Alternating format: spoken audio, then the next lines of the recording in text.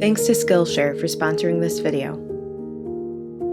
Today I want to talk about self-comparison and discuss strategies I use to overcome it. But before we get into that, I just wanted to take a second. I don't often stop to thank my viewers or the people in this community. I just today posted my video about my diagnosis story. I will link it below in case you're interested. And I just felt very vulnerable sharing that story and being ridiculously open about everything that has been going on in my life recently. But already today, in the hours since it's posted, I've received so many kind, generous comments from people, and I'm just blown away by the warmth that so many people who are engaging with this channel bring. And it really made me feel good about the decision I made to share. I'm still a little bit nervous about it, and it's just a matter of hours ago that I posted the video, so I'm still kind of waiting to see what other reactions I get, but thus far, I feel like it's been a good experience, and I'm just so grateful to all of you who have shown support or warmth in this process. Okay, it's actually the next morning, and I wanted to quickly slip in here and add that I've read more of the comments as they've continued to come in, and so many of you opened up yourselves and told your stories, something you've been through in the past or more recently. And I just wanted to say I've been deeply moved.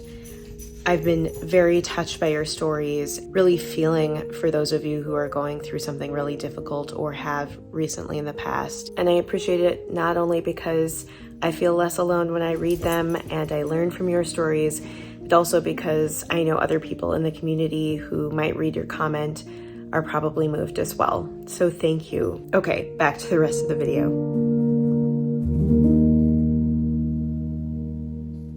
Let's get into the topic for this video, which is self-comparison. I personally, throughout my entire life, have really struggled with this. I think it's a very human thing to try to notice where you stand against other people in various skills or in your connections with people or whatever. And it can be difficult sometimes. We can really start to develop a negative vocabulary where we're often giving ourselves negative self-talk, or we're just breaking ourselves down because of that self-comparison. And obviously, different people engage in self-comparison differently, so maybe some of this doesn't apply to you. But for me, I think in the past, I chronically talked myself down because I'd notice how incredible the people around me were. And I would think, well, I'm just not as good as them, or I'd find what they were good at and what my weaknesses were. And I think even have blinders on to my own strengths, but I would just focus on what I didn't have that other people had in their skill set or in their abilities. And I just think it's easy to spiral and get into that habit and that groove that's just difficult to get out of. So as time has passed, I've really worked on just thinking about how I can get out of that trap. And I want to share some of those strategies with you today. The other caveat I'll say is, obviously it's easy to say these strategies, but sometimes it's hard to actually implement them. And I do think part of learning to compare yourself less, at least in a negative way, is just to live more and to settle into who you are as a person. Because for me, it just has taken time in finding my interests and who I am and pursuing new skills and experiencing more. So I don't necessarily think these things will work overnight. It is a process, but I do think that if we can intentionally try to integrate strategies to make some changes, you might be able to see those changes a little bit sooner. The first thing I do is to reject the idea that I need to buy into one other person's opinion. For every person who thinks something negatively about you, there's probably somebody else who thinks something positively about you. And I think it's easy to start to focus on the people who say negative things and to let that start to bother you. I know that as I've started this YouTube channel, inevitably there are some negative comments or people disagreeing with what I'm saying, which is absolutely valid. But some of them can start to verge on getting a little bit more personal. But I've honestly gotten to a point where I'm not that bothered by negative comments. I'm able to read them and kind of acknowledge them, maybe kind of put them away somewhere in the back of my mind if they are saying something that maybe I should consider. But I'm not gonna spend the rest of the day worrying about it. I might take a moment to think about it and worry a little bit, But then I'm able to just kind of put it away and move on with my day because I realize that no one person has a monopoly on the truth. I don't have to rely on that one person's opinion. I can rely on other people's as well. And not that I should be even relying on other people's opinions, but I do think that there is this natural human tendency to think about other people's opinions. Which leads me actually to my second point, which is to recognize the human tendency to compare. There's a whole field of study in psychology called social comparison theory. It was first developed by Leon Festinger, I think in like the 50s. And I've actually been doing quite a bit of reading around it leading up to this video. But it basically studies what it sounds like, this human tendency to look at other people and to notice how we are alike or not alike with others and to evaluate ourselves based on some of those observations. I am kind of collapsing a lot of the reading I'm doing into my own opinion, so this isn't necessarily citing directly from articles, but my sense just from my reading is that it's not like social comparison is actually all bad. Sometimes comparing ourselves to other people allows us to grow.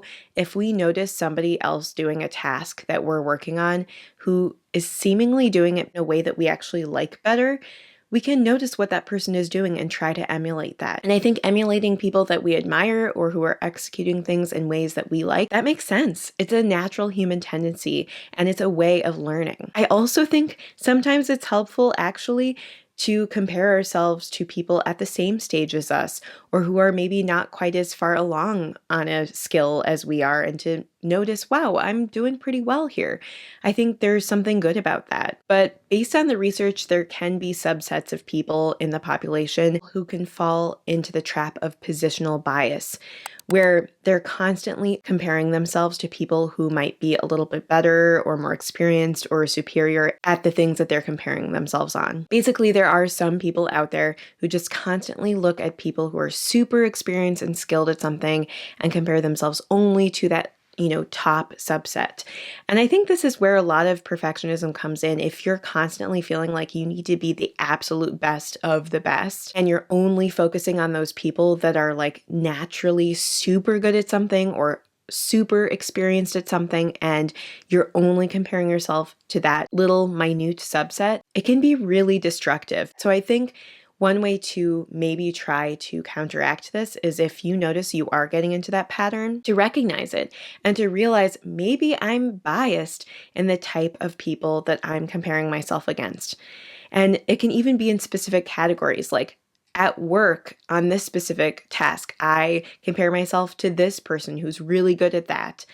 And then at this type of task, I compare myself to that person who's really good at that. Or in social situations, like that person's super socially savvy and I wish I were more like that person. And it's like we can pick and choose even just parts of other people that are perfect, when really, if you look at people as a whole, they're far more complicated and we all have strengths and weaknesses. And so I think recognizing that we might have that bias is really helpful in trying to separate ourselves from it. And part of maybe retraining this bias is to just kind of self-monitor, to notice when you're having thoughts around self-comparison. Who am I comparing myself to? And is that really fair to me or to them? And is that fair to the people around me as well? What kind of standards am I setting myself up for here? A third strategy related to this topic is to do stuff. And I know this one's super basic, but specifically doing stuff either that distracts you sort of in the short term, something just to get your mind off of this cycle of social comparison. And then in the long run, to be engaging in activities that help you grow in some way, activities that stimulate your mind or are exciting or interesting to you in some way. I think getting unstuck from social comparison requires you to turn your attention away from that thinking for a little while and find a way to grow. And I think when we learn something new or when we engage with something that interests us, we're naturally able to feel a little bit more confident or better about ourselves. And it'll just take energy away from focusing on those other people, and it allows you to focus more on yourself. And I think this one really relates to the sponsor of this video, so I'm going to take a quick moment to talk about them. Skillshare is an online learning community with classes on all kinds of topics, ranging from artistic skills to business skills to cooking skills to music, photography. I use Skillshare both to just distract in the short term, to kind of relax, as well as to really develop new skills entirely, or to dive into a new interest that I've always wanted to try but just have never gotten around to. Most recently, I've been taking the class Modern Meditation: Discover Your Potential, Power, and Purpose, created by Justin Michael Williams. This class is so much more than just about meditation. It's about kind of finding yourself and figuring out what motivates or inspires you, and using meditation as a skill to do that, and really developing your own individualized routine. It's a super relaxing, fun class. And I just think that if you're just feeling stuck in some way, or in a spiral of negative self-talk, or just burnt out, engaging with a new skill can be really impactful. What's great is the first 1,000 people to use my link in the description box below will get a 1-month free trial of Skillshare. So if you're interested, feel free to check it out. Another strategy I use to deal with self-comparison is to instead compare myself to a past version of myself. So instead of focusing on other people, for a moment, just focus on yourself. Think about, where were you at this skill or at this thing a year ago or 5 years ago? I think looking in the long term and thinking about where you were compared to where you are now can be really motivating and make you feel good, because usually we are on a journey of growth and development, and maybe you're going through a rough patch, but I do think that realizing that things can change over time and that you can improve, and that maybe you even have already, can give you a little boost of confidence. Related to this, a fifth strategy I use is to think about something that you're good at. So if you're doing a lot of self-comparison around one particular skill that maybe is one of your weaknesses, take a moment to shift your attention away from that and to muse a little bit about the things that you are good at or that you feel confident in. Because usually we're not just like across the board all confident or all not confident. I have a whole video about this. I will link it above and below. But I think sometimes if we're focused on that area that we're feeling bad about, we can just spiral, like I said before. But taking a moment to refocus on what we feel good about, what we've grown in, something that we're just maybe either naturally good at or have worked really hard to achieve, can help us settle into feeling okay about maybe the parts of life that we aren't quite as good at right now. This next one does take some delicate, thoughtful handling.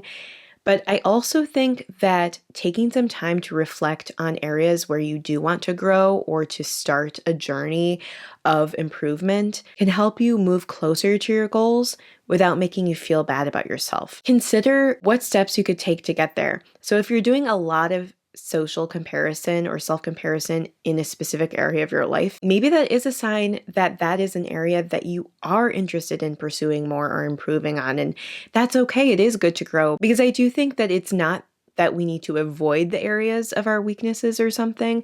I do think sometimes it's helpful to focus on areas we want to improve, but it's about making sure that we're handling ourselves with care and with respect. A seventh and final way I handle self-comparison is to take a little time to think about what I like about my life. And this is similar to meditating on something that maybe you're good at, but it's a little bit different. It's more just thinking about, what do I enjoy right now? What am I appreciative of or grateful for? What's fun to me that I've been doing lately? And just think about that for a while. Pulling your attention away from a negative cycle to a positive one can really affect your mood and affect how you approach life.